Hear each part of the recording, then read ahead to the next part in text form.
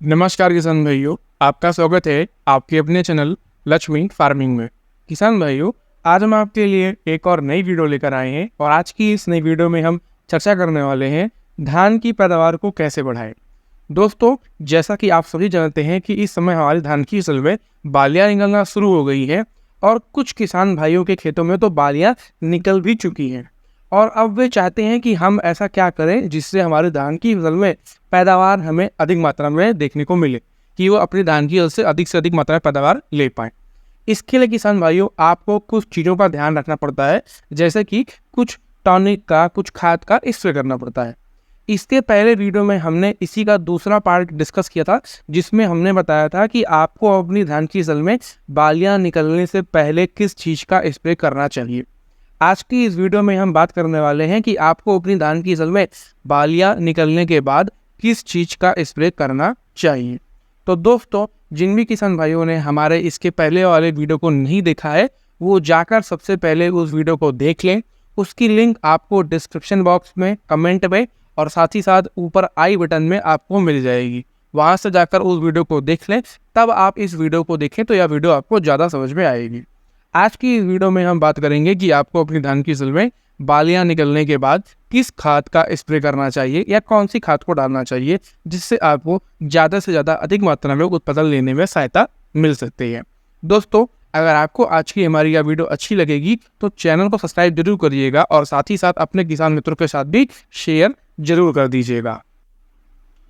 किसान भाइयों, चलिए अब हम बात कर लेते हैं कि हमें अपनी धान की फसल में बालियां निकलने के बाद किस खाद का स्प्रे करना चाहिए, जिससे कि हम अपनी धान की फसल से अधिक मात्रा में पैदावार को आसानी से ले सकते हैं। हर साल बहुत सारे किसान भाई धान की खेती करते हैं, लेकिन वे अच्छा उत्पादन नहीं निकाल पाते हैं। इसके बहुत सारे कारण होते हैं, जैसा कि हमने पहले भी अपने वीडियो में बताया है कि किसान भाई अपनी धान की फसल की सही तरीके से देखभाल नहीं कर पाते हैं। जब जब उन्हें जिस खाद की, टॉनिक की आवश्यकता होती है या उनमें कोई भी, मान लीजिए, बीमारी लग जाती है, कोई रोग लग जाता है या कोई कीट लग जाता है, तो उसके लिए हमें अपनी धान की फसल में उसका उपचार करना चाहिए और साथ ही साथ समय समय पर उसमें हमें खाद, पोषक तत्व को भी देना चाहिए, जिससे कि उनका विकास तेजी से हो सके और वे हमें अधिक से अधिक मात्रा में उत्पादन निकाल कर दे सके। इसी कड़ी में आज हम बात करेंगे कि आपको अपनी धान की फसल में बालियां निकलने के बाद कौन सी खाद का स्प्रे करना चाहिए। सबसे जरूरी और सबसे पहली खाद है किसान भाइयों, NPK 0050। ये एक बहुत ही महत्वपूर्ण खाद होती है, जिसे आपको अपनी धान की फसल में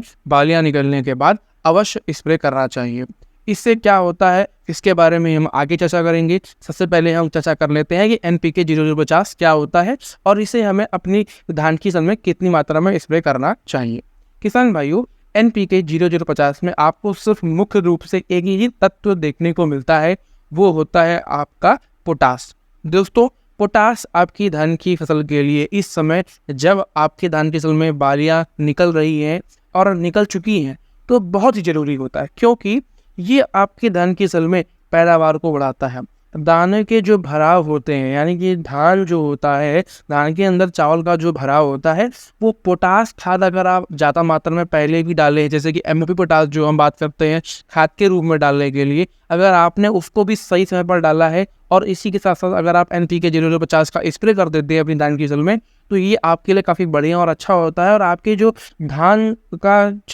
होता है उसमें चावल बहुत ही अच्छी तरीके से बैठ जाता है, यानी कि आपका कोई भी धान खाली नहीं होता, पट पर नहीं होता। अक्सर हर बार किसान भाई देखते हैं कि उनकी बालियों में कई जो धान होते हैं वो पटपा निकल जाते हैं, उसमें दाना नहीं पड़ता है। तो दोस्तों, इसीलिए आपको अपनी धान की फसल में NPK 0050 का स्प्रे करना चाहिए। और इसके अलावा ये आपकी धान की फसल में बालियों को लंबी करने में सहायता मिलता है, जिससे से अधिक मात्रा में आपकी धान की फसल में धान की संख्या अधिक देखने को मिलती है, उसमें दाने ज़्यादा पड़ते हैं, ज़्यादा बनते हैं और साथ ही साथ आपकी जो बालियाँ होती हैं वो मोटी भी होती हैं, लंबी और मोटी दोनों होती हैं, जिससे आपका जो पैदावार है वो वज़न में भी ज़्यादा होता है। और इसकी एक और ख़ास बात होती है कि आपके जो चावल होते हैं, धान जो होता है वो चमकदार होता है, अंदर से उसका दाना जो होता है वो देखने में काफ़ी अच्छा लगता है और लंबा लंबा होता है, खाने में भी काफ़ी स्वादिष्ट लगता है, क्योंकि ये आपके पौधे में जो उसके भोजन का संचारण होता है उसको काफ़ी तेज कर देता है, जिससे प्रकाश संश्लेषण क्रिया के बाद जो भी भोजन आपके पौधे में बन रहा है उसका जो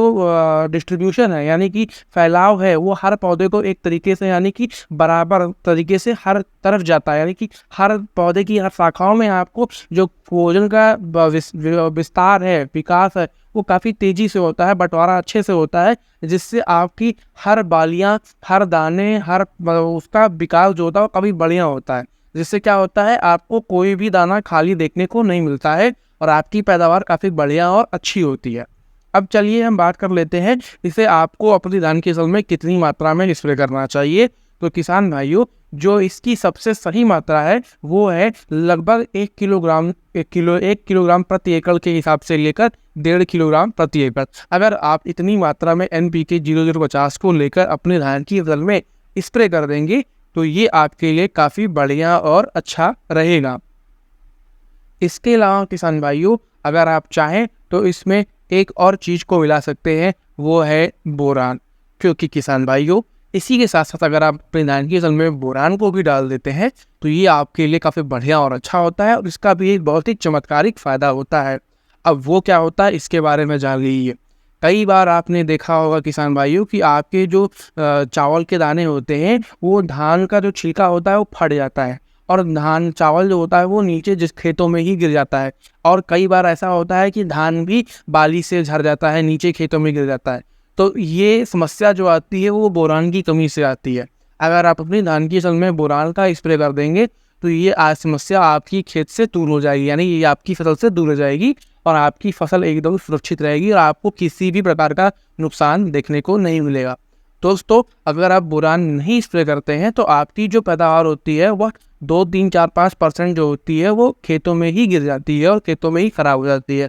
तो वो भी नुकसान आपका बच जाएगा। मात्रा आपको मात्र लेनी है 100 ग्राम प्रति एकड़ के हिसाब से, या फिर आप ज़्यादा डाल सकते हैं तो 150 ग्राम भी लेकर डाल सकते हैं, कोई दिक्कत नहीं आती है। 1 एकड़ खेत के लिए NPK के साथ ही मिलाकर दोनों को एक साथ स्प्रे कर सकते हैं, कोई समस्या नहीं आती है। और दोस्तों, इसी के साथ साथ अगर आप चाहें तो कोई भी कीटनाशक या फिर कोई भी फफूंदीनाशक, जैसे मान लीजिए अगर आपकी धान की फसल में किसी भी प्रकार का रोग लग गया है या कोई कीट लग गया है तो उसके लिए भी अगर आप कोई दवा डालना चाहते हैं तो आप इसी के साथ उसको भी घोलकर स्प्रे कर सकते हैं। आपको अन्यथा अलग से स्प्रे करने की ज़रूरत नहीं पड़ती है। इससे आपका एक टाइम का खर्चा बच जाता है। दोस्तों, इस वीडियो में आज हमने आपको इसी के बारे में जानकारी दी है कि आपको अपनी धान की फसल में NPK 0050 का स्प्रे कब करना चाहिए, साथ ही साथ बोरान का स्प्रे कब करना चाहिए और इससे आपको क्या क्या फ़ायदा देखने को मिल सकता है, इसके बारे में हमने आज की इस वीडियो में आपको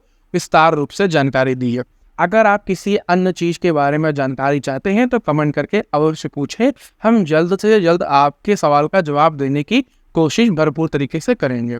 इसके अलावा किसान भाइयों, हम अपने आने वाले वीडियो में सरसों की वैरायटी और गेहूं की वैरायटी के बारे में भी आपको जानकारी देंगे। इसके लिए आपको हमारे चैनल को सब्सक्राइब करना होगा, वीडियो को लाइक करना होगा और अपने किसान मित्रों के साथ शेयर कर दीजिएगा अगर आपको यह वीडियो अच्छा लगे तो।